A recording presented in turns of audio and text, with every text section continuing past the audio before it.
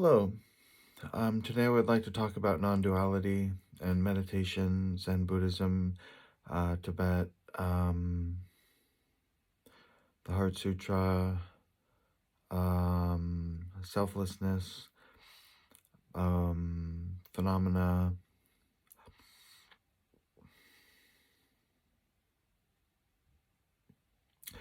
grasping at true existence,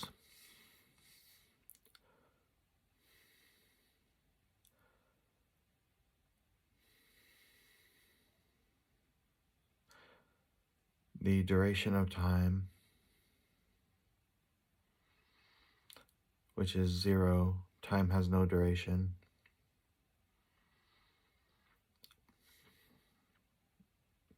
The beginninglessness of the universe,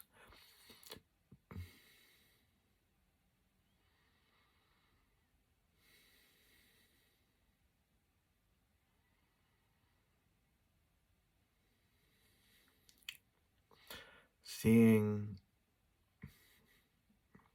clearly in the mind's eye that the image of the self is illusory, and having it dissolve away like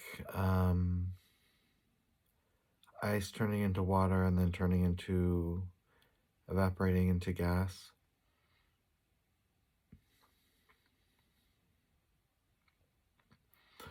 So if I have a thesis or something like that,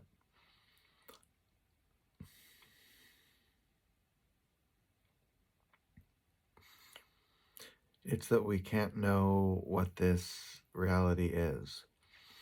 And when we think we know, that is actually not true and it's a delusion. So the true Tao cannot be named, cannot be said, cannot be known, cannot be understood. So it's like it continually throws off versions of itself, incomplete versions of itself,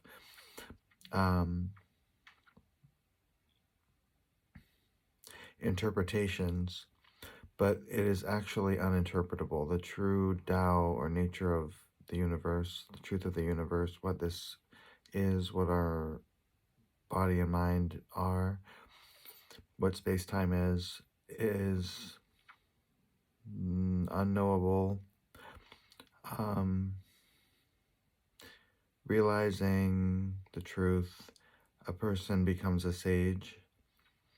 A sage realizing the truth becomes an ordinary person.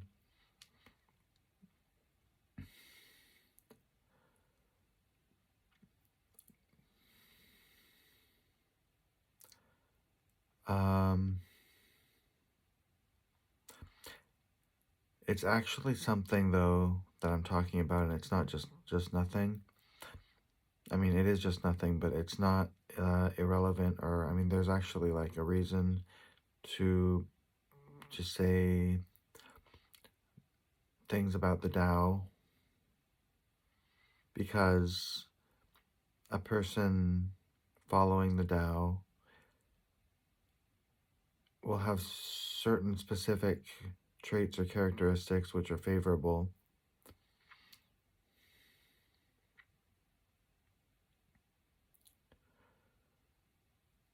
It's a weird feeling when you see the truth of selflessness. Just if you get a glimpse of it during your workday, or if you somehow happen your way upon it, if you see that there is no me, if you can clearly understand that there is no me, and that any manifestation of belief in like a definite fixed definition of a self, of who I am,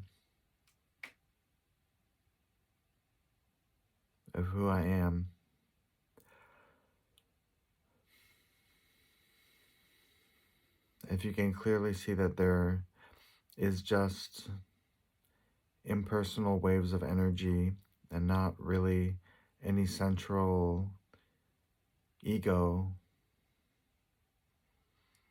holding things together. It's not one thing there as a person, but rather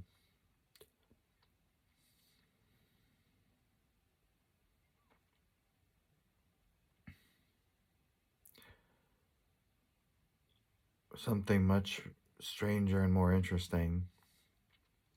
Patterns of energy, and not my name.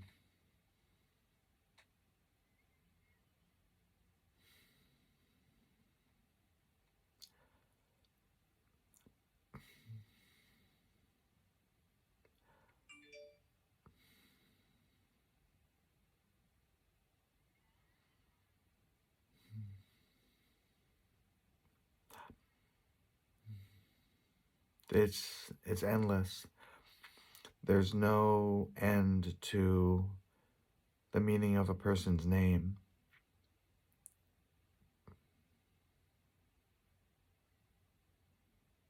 We're not just limited.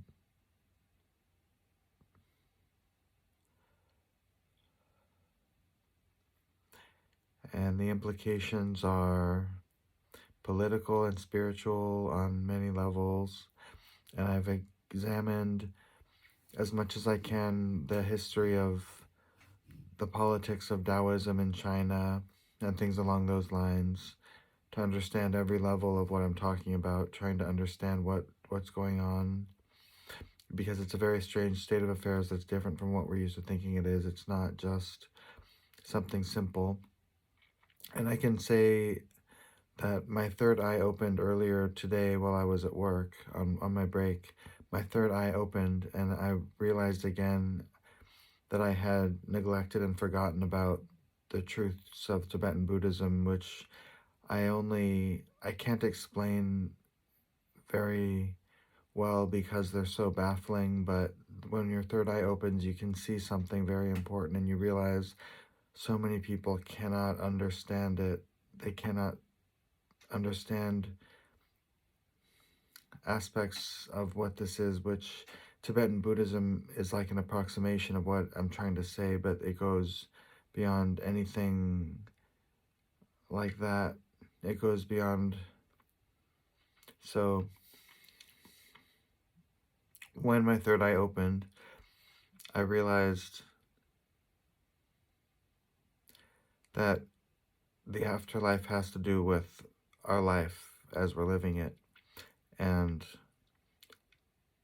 where we go when we pass away has to do with our conduct in this life, and morality is where we go when we pass away. So, thank you.